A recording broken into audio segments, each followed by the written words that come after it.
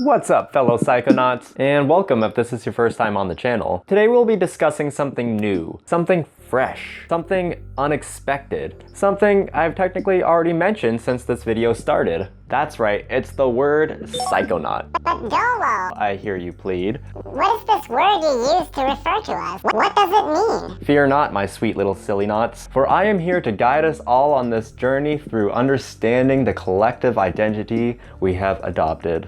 Let's see what dictionary.com has to say about it. Psychonaut is a word based on Greek roots that translate to sailor of the mind. In English, it's a blend of psycho, a prefix used to describe mental processes or practices like psychology, and terms like astronaut, whose space traveling evokes being high on spiritual transcendence. The term was apparently coined by German author Ernst Junger in 1970 to describe the psychedelic drug-induced experiences with his friend Arthur Hefter. You may be thinking, what's the difference between a psychonaut and an average drug user? Well, the word psychonaut refers to someone who experiments with altered states of consciousness, particularly as brought on by hallucinogenic drugs such as ayahuasca, for the sake of spiritual and intrapersonal exploration. Notable psychonauts include John C. Lilly, Terence McKenna, Timothy Leary, Philip K. Dick, and Aldous Huxley. While the term is often associated with drug use, a psychonaut might also experiment with meditation, sensory deprivation, lucid dreaming, and other mind-altering practices. Psychonaut, like in the drug sense of a trip, uses the metaphor of a journey to describe the hallucinogenic experience. So that explains that.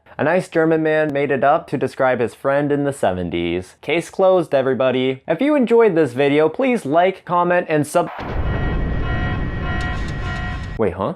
The Serfs show me out on their Twitch stream, and Thoughtslime drops this bombshell on me?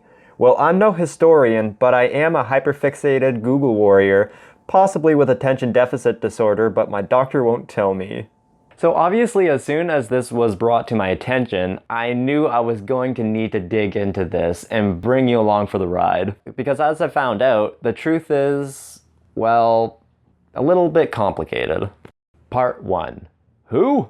So who was this guy anyways? Ernst Junger, pronounced like Carl Jung, except Junger, was a German soldier in World War I, but not like you might expect him to be. He wasn't drafted against his will or anything. No, he was the kind of guy who jumped at the opportunity, literally the day that a call to arms was made, and sprinted to the recruitment office to volunteer. Through World War I, he received a number of accolades for bravery, including the Pour le mérite medal, the highest military honor in Germany at the time. Most of the medals were awarded for the accomplishment of not dying from his mortal injuries. He allegedly was shot in the head on 3 separate occasions, but the real doozer was his last combat injury when he was shot in the chest. But he managed to stand up, God knows how, and he was helped to a medic tent, but before he could receive any treatment, the doctor was shot and killed. Somebody else picked Junger up over his shoulders and tried to carry him to safety, but that guy was also shot and killed. Finally, a third guy came along who successfully carried Junger to safety. After the war, in 1920, he published a sort of autobiography. He called it a novel, but it was written in the form of a diary and contained his personal memories and anecdotes. So,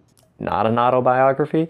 Notable about this work is the dispassionate, matter-of-fact way in which the horrors of war and life in the trenches were written about, in spite of being told in a first-person voice. The book was actually taught in schools at some places, as an example of heroic realism. After, he wrote an essay on pain that was very masochistic and advocated for endless, perpetual war. As I read it, Junger saw it as a necessity to achieve manhood. It was also blatantly racist, with oof statements like this. That's gonna be a yikes for me. He also loathed the Weimar Republic and stated that he hated democracy like the plague. This era of Junger's work later inspired famous philosopher Martin Heidegger, who was definitely a Nazi. Part 2. Nazi era. Naturally, Hitler was a big fan of his literary and military work, and offered him a position in the Nazi Party, as well as an offer of friendship in 1927, but he rejected the invitation. He was criticized for this decision and accused of being a liberal. Ouch. Once the Nazi Party rose to power in 1933, he was offered a seat again, and again, he refused. In spite of publicly rejecting the Nazi Party and their ideology, in World War II, Junger served as a captain for the Nazi army, stationed as an intelligence officer in Paris, overseeing executions. He claimed he only oversaw these executions in the spirit of a higher form of curiosity. During his time as captain, Junger passed along secret messages in order to save Jewish lives. He also inspired and colluded with anti-Hitler conservatives, plotting Hitler's assassination. In 1943, he wrote a 30-page letter to the Allies calling for a united Europe to be sent after Hitler was disposed of. After the assassination attempt failed and Poland was invaded, Junger was expecting to be given a death sentence. Instead, he was merely relieved of duty. Allegedly, according to anti-Nazi conservative Friedrich Heilscher, Hitler said, "Nothing happens to Junger." Whether or not Hitler said this, he certainly admired Junger. Part 3. Post-war period.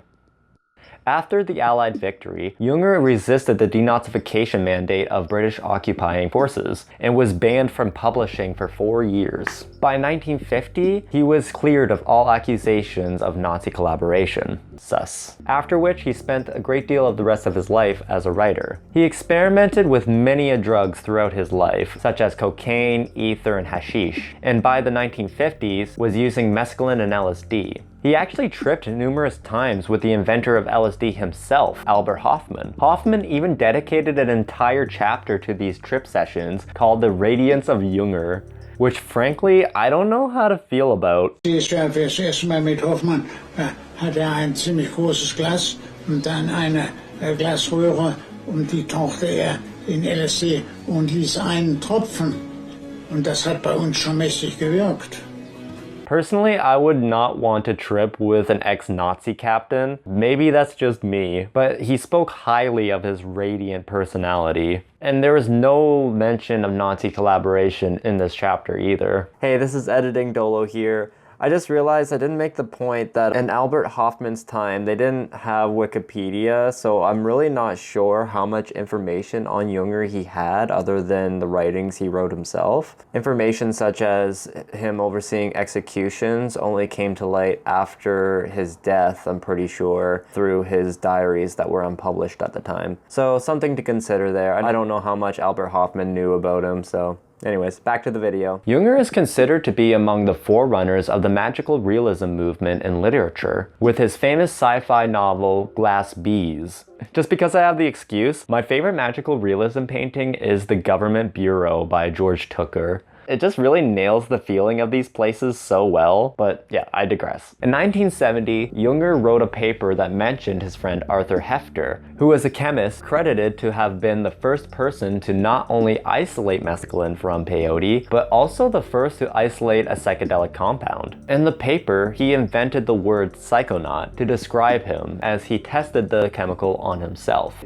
He continued to be both praised and controversial for the rest of his life. He lived until 1995 at the age of 102. He stated that he regretted none of his work, nor would he take any of it back. In 1980, occultist writer Peter J. Carroll entitled his book on chaos magic, Psychonaut. The word's first scientific use was in a research paper by Jonathan Ott in 2001 called A Space Odyssey.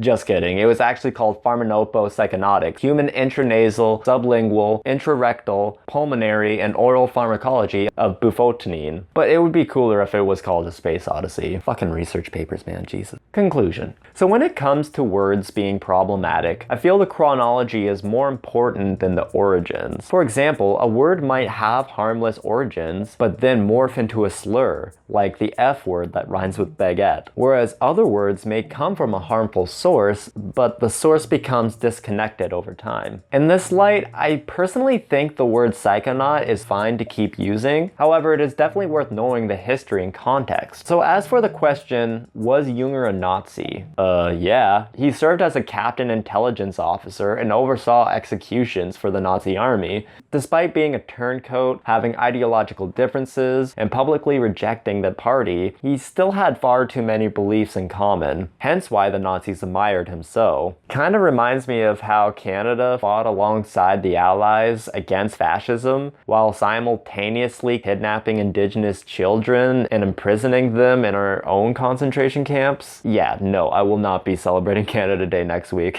Noam Chomsky said something that I found eye-opening in a live stream a few months ago. He said, I mean, there's some issues on which I probably agree with Hitler. No, it doesn't mean much. And I totally agree. Like, I enjoy painting, and Hitler enjoys painting. Does that make me a Nazi? Of course not. However, if your writings inspired the Nazi ideology, and Hitler literally wanted to be your friend, you may want to re-examine your position. Junger, from what I can gather, was a right-wing individualist who thought highly of authoritarianism, though a true label for him probably doesn't exist. He's fucking Junger. Der Anarch unterscheidet sich gerade dadurch zum Anarchisten.